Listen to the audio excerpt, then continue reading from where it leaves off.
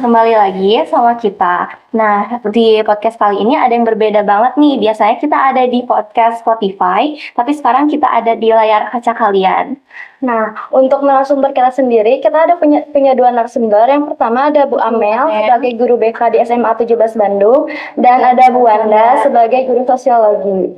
Nah, untuk Ibu, gimana kabarnya? Alhamdulillah baik, luar biasa. Baik, alhamdulillah. Nah, untuk tema kita sekarang, Ibu kan udah tahu nih ya tentang mental. Nah, untuk anak-anak di SMA 17 sendiri, banyaknya tuh kan remaja-remaja Gen Z nih ya, Bu ya. Nah, untuk remaja Gen Z sendiri kan materi kali ini tuh bakal sangat menarik untuk mereka, karena mereka juga pasti udah banyak tahu tentang mental ini sendiri. Nah, kalau menurut Ibu, untuk mencari informasi nih tentang mental health itu, Ibu akan cari di mana? Siapa dulu? Ya boleh, kenapa? Oh, boleh. Berarti mengenai sumber informasi mental health ya. Biasanya sih kalau Ibu daily sehari-hari gitu ya, suka muncul di TikTok atau di Reels. Tapi itu cuma sepotong-sepotong ya. Jadi memang ketika kita ingin mengetahui tentang mental health itu, baiknya kita nonton fullnya. Karena kalau sepotong-sepotong nanti ilmunya juga cuma sepotong gitu. Jadi ketika misalnya lewat nih di TikTok tentang NPD misalnya. Nah, kita cari itu link YouTube-nya. Biasanya kan kalau di YouTube full. Nah, kita cari tahu, oh NPD itu yang seperti ini. Nah, Ibu biasanya lewat situ ya, medsos, YouTube. Tapi kalau kita mau lebih memperdalam lagi, kita bisa lihat, baca jurnal-jurnal tentang psikologi, atau buku-buku psikologi, novel-novel tentang psikologi. Ada banyak sekali. Nah, tapi sumber yang paling dekat itu adalah diri kita sendiri. Ketika kita udah tahu ilmunya, oh kesehatan mental itu yang seperti ini, kita melihat diri kita sendiri, bercermin pada diri kita sendiri. Aku sehat nggak ya mentalnya? Memahami diri sendiri, menyelami kepada diri sendiri, membaca diri sendiri, menelusuri diri sendiri. Ya, gitu. Kalau menurut Ibu Wanda sendiri bagaimana? Nah, kalau Ibu sendiri, karena mungkin kalau Bu Amel tuh lebih spesifik ya gitu bidangnya. Nah, kalau Ibu sendiri karena emang sosiologi gitu ya, jadi Ibu nggak terlalu mendalami banget gitu ya. Cuman mungkin itu ada pengaruhnya juga buat mental health kayak lingkungan sekitar, interaksi dan lain sebagainya. Nah, kalau Ibu mencari info mental health biasanya di sosial media sama seperti Bu Amel, pertama di Instagram, terus juga di YouTube juga sama, dan baca tweet-tweet dokter di Twitter kayak gitu. Nah, kan tadi yang sama Ibu sebutin kalau bisa cari informasi di sosmed kayak TikTok, Instagram, tapi dan buku. Tapi kan kebanyakan remaja Gen Z itu malas banget ya Bu untuk baca buku, untuk nyari tahu lebih lanjut apa yang mau mereka cari. Mereka tuh lebih memilih mencarinya tuh di sosmed karena menurut mereka kan mudah kayak gitu, kayak di TikTok. Nah, apa kalau misalkan mencari di internet doang itu bakal informasinya akan tersampaikannya cukup luas gak sih Bu? Ya, yang tadi kata Ibu ya, ketika kita nonton secara full, itu kita bakalan tahu gitu secara utuh ilmu itu seperti apa. Jadi tontonlah sesuatu yang tidak sepotong-sepotong. Terus mungkin biar remaja-remaja atau orang-orang pun tertarik buat baca lebih lanjut tentang buku-bukunya ataupun novel, jurnal gitu, berarti jurnal itu sendiri tuh harus menarik di mata mereka. Jadi mereka bisa mau untuk membaca sendiri. Nah, sebetulnya sih kalau misalnya mau di sosial media pun kita harus memilih sumber yang memang terpercaya gitu ya. Kalau misalnya kita mau lihat video nih informasi tentang mental health, berarti kita harus melihat video dari narasumber yang memang kompeten gitu. Apakah itu seorang psikolog atau misalnya dokter dan lain sebagainya gitu. Jadi jangan hanya berdasarkan menariknya saja, tapi kita nggak tahu nih misalnya background orang yang bikin status itu, yang bikin informasi tersebut tuh siapa dan apa terbelakangnya. Iya, betul banget sih. Kan tadi kayak Ibu bilang kalau permasalahan itu kan banyak banget di TikTok, banyak banyak banget edukasi yang ada di TikTok. Nah, kalau kan Ibu sebagai guru juga banyak banget berinteraksi dengan siswa-siswi di sini pastinya. Nah, mungkin ada permasalahan yang ada di lapangan yang Ibu alami gitu? Oke. Seseorang yang dikatakan mental illness itu harus dengan diagnosa psikiater. Guru BK atau bahkan psikolog pun tidak bisa mendiagnosa bahwa seseorang itu mengalami mental illness. Jadi ketika ada siswa yang ke BK cerita, ibu kayaknya aku bipolar deh bu. Ibu kayaknya aku depresi, aku ngerasain ini. Guru BK nggak langsung, oh iya, kamu bipolar, kamu harus ini, kamu harus itu. Kamu kayaknya harus mengkonsumsi obat yang ini. Guru BK enggak, itu haram sekali ya. Di pas kita kuliah belajar tentang itu haram sekali untuk mendiagnosa. Psikolog pun begitu haram. Jadi ketika siswa di sekolah menduga dirinya mengalami bipolar, kita akan mereferal ke psikiater. Gitu. Kalau misalnya yang pernah ditemui gitu ya selama menghadapi siswa itu rata-rata masalahnya itu berawal dari rumah gitu ya. Berawal dari rumah, lalu mungkin dia ngerasa bahwa mentalnya terganggu dan lain sebagainya, dan mungkin menyambung langsung tuh ke yang Bu Amel. Jadi mereka tuh malah self-diagnose gitu, yang padahal sebenarnya itu tuh nggak boleh gitu, karena itu nggak pernah tahu apakah itu benar diagnosanya atau enggak gitu, dan itu malah akan lebih menginternalisasi apa yang dia rasakan gitu, bukan malah dia memang benar terkena diagnosa itu, tapi malah mensugesti diri dia menjadi yang seperti itu gitu. Padahal mungkin kita nggak pernah tahu apakah dia cuma cemas saja atau misalnya hanya kayak gimana gitu. Nah, kayak gitu saja. Ya, untuk itu sendiri kan Ibu tuh mengajar di kelas nih ya. Pernah nggak sih Ibu punya siswa atau siswi yang mengalami mental health itu sendiri, dan apakah mereka bisa mengganggu selama pembelajaran di kelas gitu? Ya betul. Ketika seseorang memiliki mental illness, dia itu pasti memiliki luka batin. Nah, luka batin tersebut dibawa ke sekolah. Di sekolah kan harus berinteraksi ya dengan guru, dengan teman, apalagi sekarang tugas-tugas banyaknya kelompok ya. Nah itu akan sangat mempengaruhi dia berinteraksi di sekolah. Yang memiliki luka batin perasaannya akan lebih sensitif, perilakunya akan berbeda dengan yang lainnya. Maka ya sangat mempengaruhi dalam pembelajaran. Ya, betul banget, itu sangat mempengaruhi. Bahkan mungkin dari kasus-kasus yang pernah Ibu dengar gitu ya, nggak di sini mungkin ya, tapi ini pernah Ibu alami gitu ya. Jadi ada siswa yang memang mungkin entah terinfluence dari sosial media atau gimana, bahkan ada yang sampai menyakiti diri sendiri gitu ya, seperti menyayat tangan dan lain sebagainya gitu. Bahkan itu jadi mencuri perhatian teman-teman di kelas yang lain gitu, dan itu pun akan mempengaruhi interaksi dia dengan teman-temannya yang lain juga gitu, dan itu pasti akan mengganggu proses dia belajar gitu, karena di sekolah mungkin dia tidak akan fokus kepada pembelajaran tapi malah fokus kepada masalahnya gitu, dan kayak harus ngapain lagi nih supaya misalnya dia tuh bisa meluapkan gitu ya permasalahan yang ada di rumah misalnya kayak gitu. Nah, kan banyak juga di internet yang berseliweran itu tentang stigma negatif tentang mental health. Nah, Ibu tahu nggak cara biar orang ini tuh berhenti berpikiran stigma negatif tentang mental health ini? Stigma negatif di masyarakat itu perlu adanya edukasi.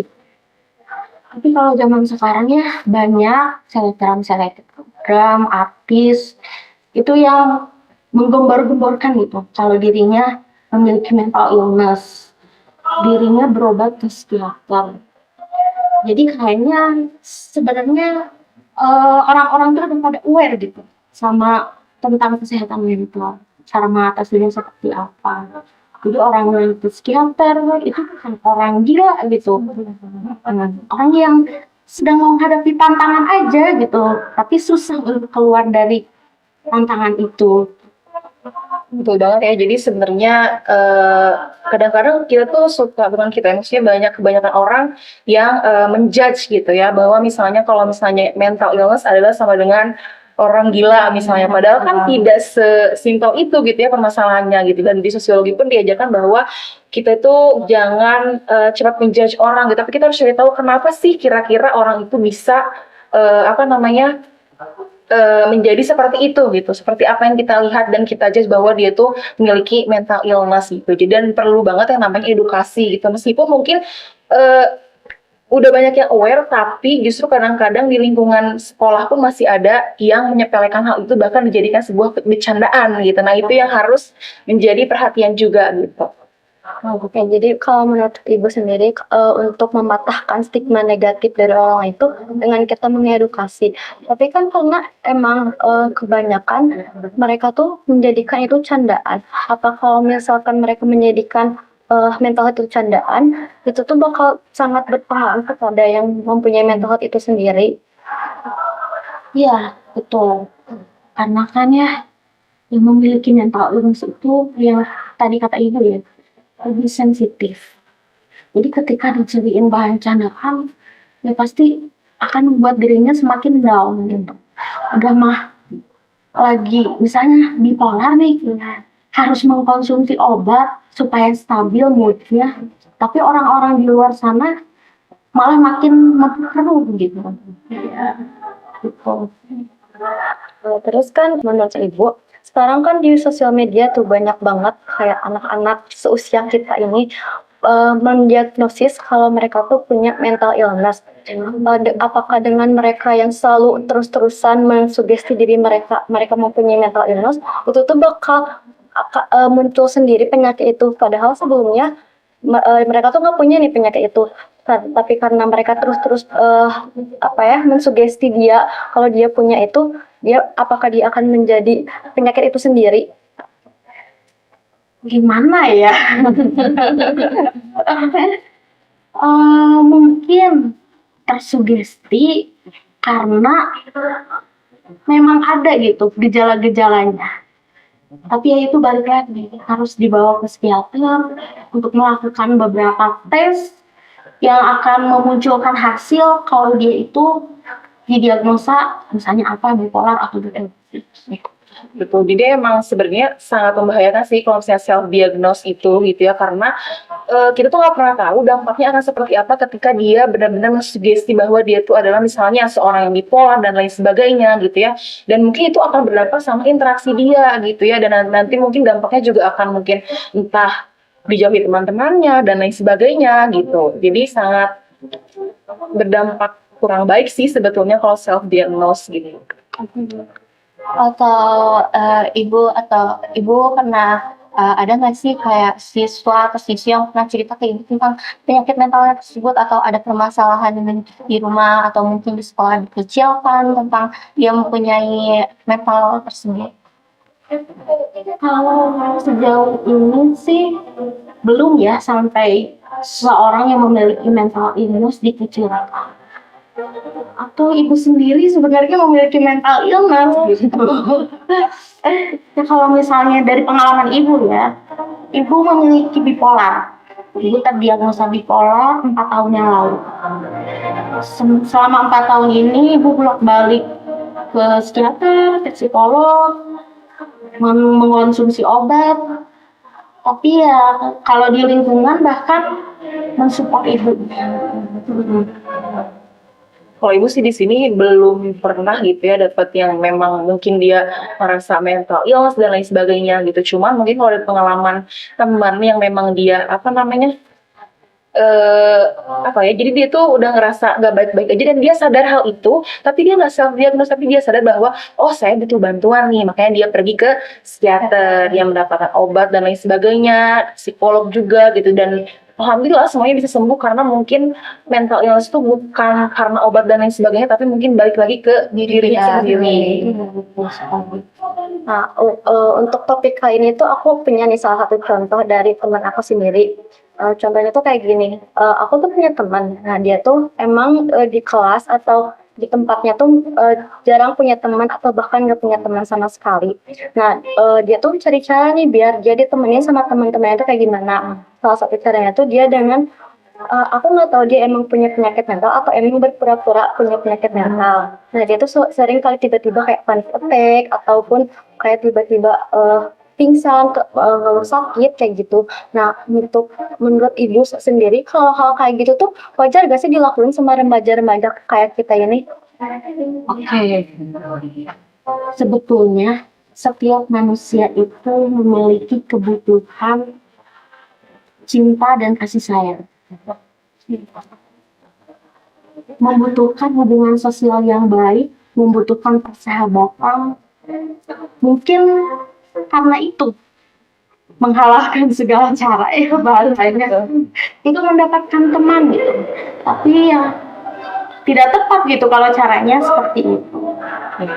Betul sih, jadi memang itu adalah salah satu kebutuhan dasar manusia gitu ya untuk kita berteman gitu ya, mendapatkan rasa cinta dan lain sebagainya. Dan mungkin salah satu cara yang menurut dia bisa mencuri perhatian adalah dengan mengaku bahwa dia itu punya mental illness gitu. Dan kalau misalnya menurut ibu nih ya, sebagai orang-orang di sekitarnya yang kita tuh tahu bahwa oh ternyata dia tuh cuma pura-pura doang nih, dan kalian tuh tahu nih misalnya tujuannya tuh adalah untuk mendapatkan perhatian. Nah, ada baiknya adalah justru kalian cari tahu juga nih kenapa sih kamu tuh kayak gitu, ditanya dan didekati gitu. Karena kalau misalnya udah tahu dia mungkin seperti itu, ditambah mungkin lingkungan sekitarnya tidak mendukung alias ngejudge nih bahwa dia misalnya pura-pura dan lain sebagainya, itu akan lebih memperparah keadaan diri dia sendiri gitu, atau bahkan mungkin bisa membahayakan juga gitu. Karena mungkin kita nggak pernah tahu ketika orang lain ngelakuin hal itu ke dia, suatu hal yang buruk, mungkin dampaknya akan juga lebih buruk. Apakah mungkin dia menyakiti diri sendiri, ataupun yang lebih parahnya mungkin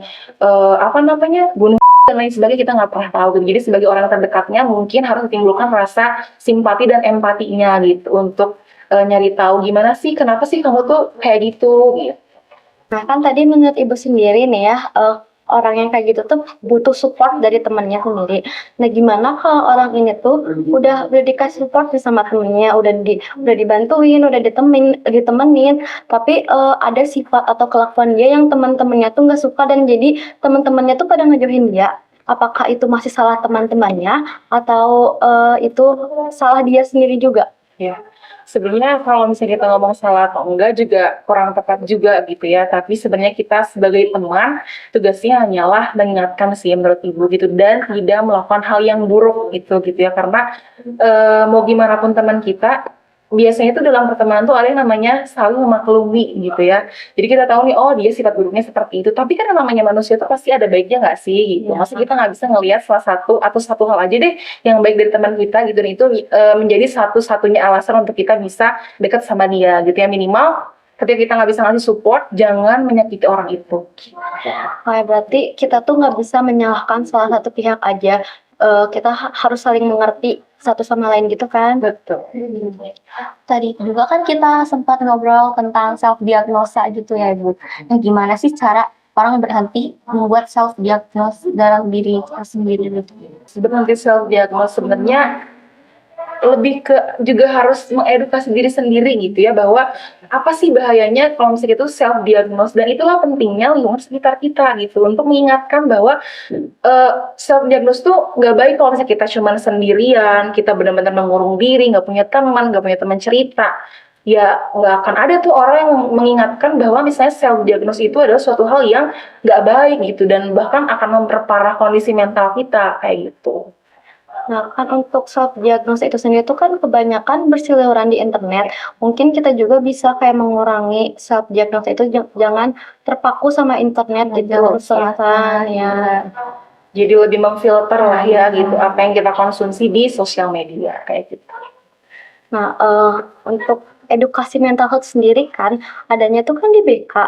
Sedangkan untuk pembelajaran BK di setiap kelas tuh pasti hanya sebentar, sejam atau 2 jam, itu kan mungkin nggak akan cukup untuk semua siswa-siswi yang ada di kelas itu. Mungkin ada satu siswa atau beberapa siswa yang ingin bercerita tentang kesehatan mental dia, atau dia ingin tahu nih apa itu mental health itu sendiri, karena mungkin waktunya nggak cukup. Apakah dari sekolah mengadakan para siswa untuk membuat suatu program yang akan diikuti siswa-siswi tersebut untuk si siswa-siswi tersebut bisa kayak mengendalikan emosinya atau mencari tahu tentang mental health itu sendiri. Betul sekali ya. Sekarang itu di sekolah, guru BK itu masuk cuman ke kelas 10. Dan hanya 1 jam pelajaran. Belum lagi di luar itu, guru BK tugasnya bukan hanya di sekolah. Tapi banyak undangan dinas luar. Belum lagi konsultasi karir kelas 12. Belum lagi ada kasus-kasus. Banyak ya. Jadi ya sangat terbatas. Dan tenaga guru BK juga sangat sedikit gitu. Kalau misalnya program-program sejauh ini belum ada sih ya.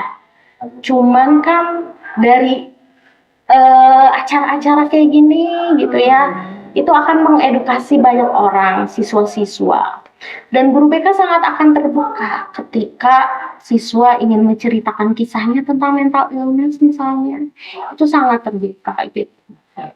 Dan mungkin karena keterbatasan juga mungkin ya, tadi yang udah dibicarain sama Bu Amel, mungkin kalau misalnya sangat-sangat tertarik dan mungkin sangat butuh banget nih, banyak kayaknya di luar sana komunitas-komunitas yang tentang mental health kayak gitu ya. Bahkan ada yang menampung cerita juga ada gitu. Jadi kalau misalnya emang sangat-sangat membutuhkan, bisa banget dicari di Instagram, ada juga nanti layanannya mungkin di WhatsApp dan lain sebagainya gitu. Jadi lebih ke banyak mencari tahu aja sih gitu. Kalau saya sangat-sangat membutuhkan layanan psikologis.